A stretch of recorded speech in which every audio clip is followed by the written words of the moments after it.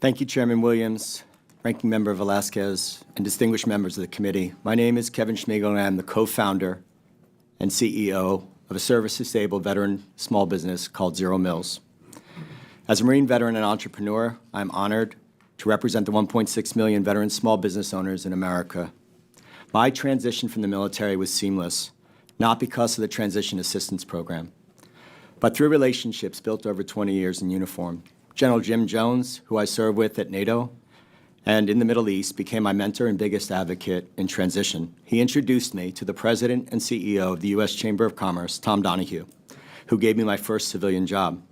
Tom became my mentor too. He taught me how to be a CEO, and he empowered me to start my own entrepreneurial journey in 2011 as the founder of Hiring Our Heroes at the U.S. Chamber Foundation. HOH was just the beginning. After leaving the Chamber, I went on to lead 2 other national nonprofits. Over a decade, those 3 organizations impacted 4 million service members, veterans, first responders, and their families. All told, we raised $100 million in private sector investment. In March of 2022, my journey as an entrepreneur took a different path when I co-founded ZeroMils with the leader I've known for 30 years, retired Marine Colonel Paul Cucinato. Paul and I started ZeroMils in response to growing trends in the public and private sectors that shaped a broken veteran narrative, one that has negatively impacted propensity to serve among American youth. Our mission at ZeroMils is to create military-thriving cultures and communities, not military-friendly. And veteran-owned small businesses are at the very heart of this movement because we fundamentally believe we must play a larger role in impacting our country, our economy, and our communities. According to the most recent SBA report, there are 1.6 million veteran small businesses in America that generate nearly $1 trillion in revenue, employing 3.2 million people with a payroll of $179 billion. While these data tell a good news story, they represent an increasingly alarming trend. For the first time since the end of World War II, veterans are less likely to own a small business than civilians. 50% of World War II veterans went on to start or operate a business after returning home. Defining a period of time that was not only an entrepreneurial boom for veterans, it marked an economic boom for the United States. This was the direct result of the GI Bill providing low-interest business loans along with educational and vocational training that helped veterans gain access to capital and the necessary skills to launch and grow their businesses.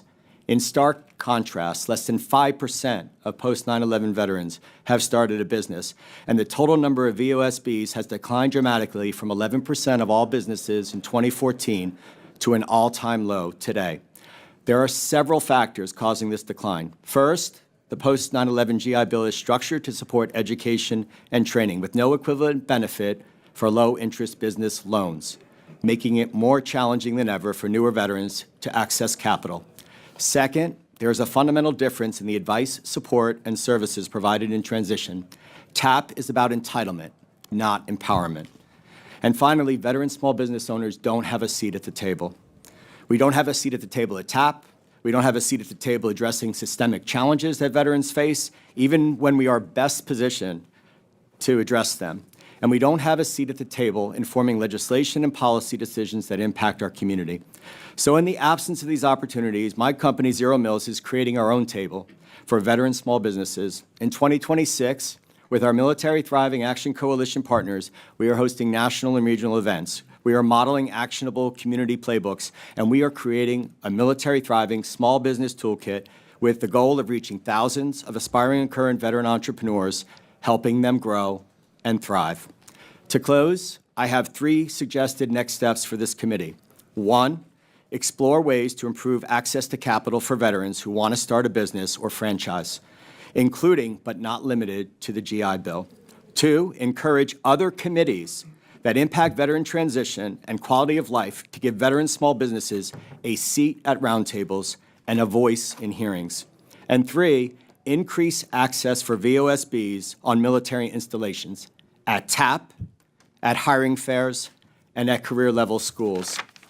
Together, these recommendations will educate and empower service members and veteran entrepreneurs to make better, more informed decisions about the opportunities available to them.